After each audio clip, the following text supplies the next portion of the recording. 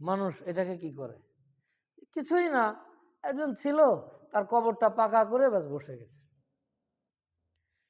তো এখন তো স্বাভাবিক সে আছে, কষ্ট করতেছে, কিন্তু কিছুদিন পরে এই জেনারেশন যখন শেষ হয়ে যায়, আগামী জেনারেশন আছে যে ওকে চেনে না জানে না, তারা তো মনে করে মনে হয় বহুত বড় আল্লাহর বলি, নামও দিয়ে দেয় যে কত কি ঘোড়া শাহ, এ শাহ, সে শাহ, কি সার মাজার। মানুষ সেখানে এসে এবার মান্যত শুরু করে, বাচ্চা হচ্ছে না মান্যত করে যায়, হ্যাঁ, সুস্থ হচ্ছে না মান্যত করে যায়, বাড়িতে মুসিবত যাচ্ছে না ওখানে এসে দড়ি বেঁধে যায়, মান্যত করে যায়, কত কি এই ব্যবসা শুরু। সে তো নিজের পেট পূজার জন্য, কিন্তু তার এই পেটের পূজাটা কতদিন চলবে? না হয় 80 বছর, এরপর তো তার সে দুনিয়ায় থাকবে না। কিন্তু এই যে একটা প্রচলন সে ঘটিয়ে গেল, এক সময় সেখানে মানুষ সাজদা করবে, তার কাছে চাবে। মাজারওয়ালার কাছে যদি কেউ চায় তাহলে তার ইমান থাকে?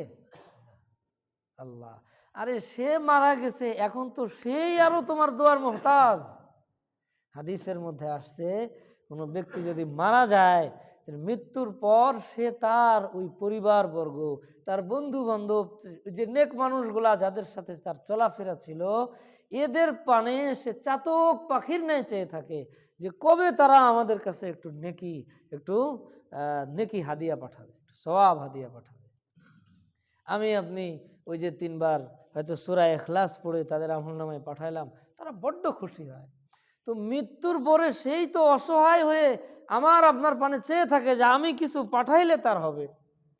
আর আমি যে তার সামনে হাত জোড় করে বাচ্চা চাচ্ছি, তার সামনে হাত জোড় করে আমি যে আমার চাকরি হয় না, আমার ছেলেটার একটা চাকরির ব্যবস্থা করে দাও, আমার মেয়েটার বিবাহ হচ্ছে না, তো বিবাহের ব্যবস্থা করে দাও। এর থেকে বোকামি তো আর কিছু নাই।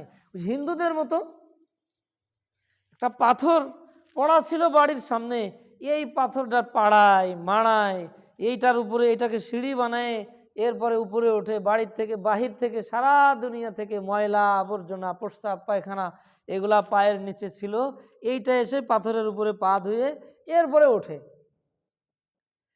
এই পাথরটাই যখন সে আবার ওই হাত দিয়ে খুঁজে খুঁজে এই কি করে ওই পাথরের মূর্তি বানায় ফেলছে, এখন এই পাথর তার কাছে এত সম্মানিত হয়ে গেছে, এখন তার সামনে সে সাজদা করছে। কত বড় নির্বোধ! যে পাথরটার কিছুদিন আগেও যে পাথরের উপরে বসে প্রস্রাব করত, এখন সেই পাথরটা সে পূজা করছে, তার সামনে সাজদা করছে।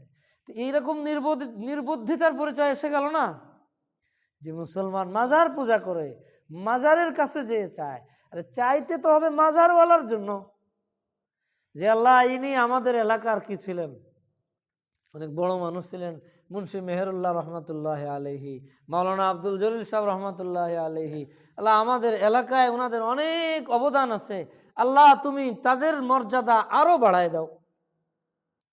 মাজারওয়ালার জন্য চেতে হবে। মাজারওয়ালার কাছে যে যদি আমি চাই, তাহলে তো আমি আর ওই যে হিন্দু যে নির্বোধ, এই দুইজনের মাঝে তো কোনো পার্থক্য থাকলো না। তো এইরকম প্রচলন অনেক জায়গায় ঘটতেছে, আমাদের খুব সাবধান থাকতে হবে। এই জাতীয় যে গুনাহগুলো আছে, যে গুনাহগুলার ক্রিয়া শুধু আমার মধ্যে সীমাবদ্ধ না, বরং আরো 10 জনের মধ্যে ছড়ায় যায়, খুব কিন্তু ভয়াবহ কথা আমার নবী বলছেন যে দেখো এইরকম কোনো গুনাহ যদি হয়, যে গুনার ক্রিয়া যদি আমি করলাম, গোপনে করলাম, আল্লাহর কাছে মাফ চেয়ে নিলাম, আল্লাহ মাফ করে দিলেন, কিন্তু এই যে আমার দেখা দেখি আরো 10 জন করছে, তাদেরটা আমি কিভাবে মাফ করব? আল্লাহর কাছে চাইবো।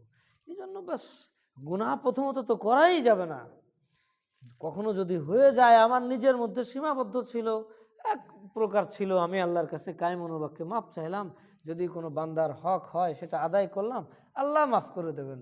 আল্লাহ কোরআনে ওয়াদা করেছেন, কোনো বান্দা যদি তার ভুল বুঝে যায়, ভুল বুঝে মন থেকে আল্লাহর সাথে ওয়াদা করে গুনাহটা ছেড়ে দেয়, সামনে না করার অঙ্গীকার করে, পিছনে যেটা করেছে তার জন্য লজ্জিত হয়, আল্লাহ শিরিক ছাড়া আর সব গুনাহ আল্লাহ মাফ করে দেন। আর জীবিত থাকতে তো শিরিকের গুনাহও মাফ, জীবিত থাকতে তার বুঝে আসলে শিরিক করতো, এখন বুঝে আসছে ঈমান আনছে, শিরিক ছেড়ে দিয়েছে, তো শিরিকও মাফ। তো আল্লাহ তো কোরআনে ওয়াদা করেছেন আল্লাহ মাফ করে দেবেন, কিন্তু গুনাহ যদি এমন হয়ে যায় যে গুনাহটা আমার মধ্যে সীমাবদ্ধ নেই, বরং আরও 10 জায়গায় ছড়িয়ে গেছে, তখন তো বিপদ, ভয়াবহতা। এজন্য আমাদের খুব খেয়াল রাখতে হবে যে এক তো আমার বন্দেগী কতটুকু নেই, এই হাতে গোনা সামান্য হয়তো কিছু, আমি হয়তো একটু নামাজ পড়লাম, একটু কি করলাম, এই সামান্য যে একটু জিকির আজকার, এটাও যদি শেষ হয়ে যায় গুনাহের দ্বারায়, আবার অন্যের থেকেও যদি গুনাহ আমার কবরে আসতে থাকে, তাহলে তো কি হয়ে গেল, আমি শেষ। এই জন্য আমাদের খুব খেয়াল, বিশেষ করে আমার পরিবারের জিম্মাদার আমি, তাদের সব কাজে আমাকে কি করতে হবে, সতর্ক করতে হবে, তাদেরকে বুঝাতে হবে। এই যে মূর্তি একটা সময় তো ছিল, এটা বড় ভয়াবহ অবস্থা আমাদের দেশে ধারণ করেছে। এখনো পর্যন্ত অনেক বাড়ি এমন আছে যে পুতুল দিয়ে এমনভাবে সাজানো যে বোঝা যায় না যেটা মুসলমানের বাড়ি না মুসলিমের বাড়ি। একদম সিঁড়ি থেকে শুরু করে নিয়ে পুরো জায়গায় এখানে পুতুল, ওখানে ডল, এই যে সুপার, তার যে একটা ওই যে বালিশ থাকে, সেটাও দেখা যাবে যে একটা বিড়াল। এই যে এক ধরনের যে এই মূর্তির বা ইসের এই যে ছবিগুলার যে একটা কি এসে গেছে, অনুরূপভাবে যখন পূর্বপুরুষ মারা যায়, অনেক সময় দেখা যায় তাদের ছবি বাড়িতে আমরা টানায় রাখি। এটা শিরিক, এটা শিরিক।